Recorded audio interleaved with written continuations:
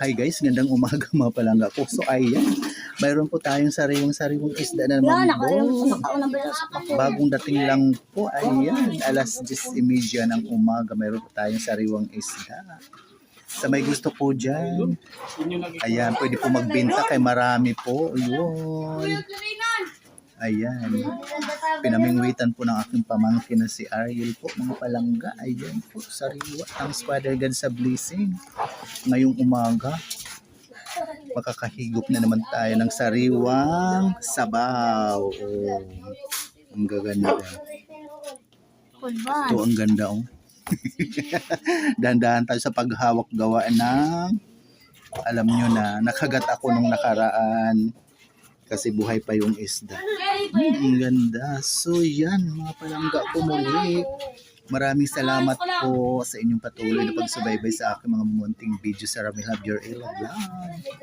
Tara na, bili na po kayo kasi sobra tong mga 3 kilo siguro. Ayan, para may panggasolina din. Yan. Thank you so much po.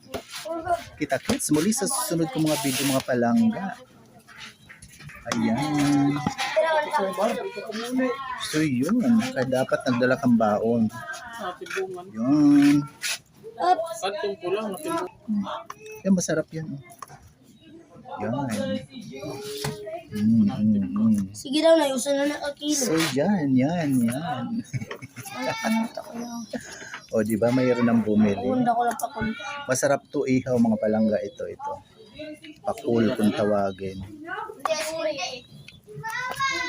Yun.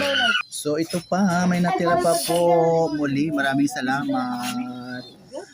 Thank you so much for watching, share, and follow, and like. Love you all guys. God bless us all po. Love. Bye for now. Yun.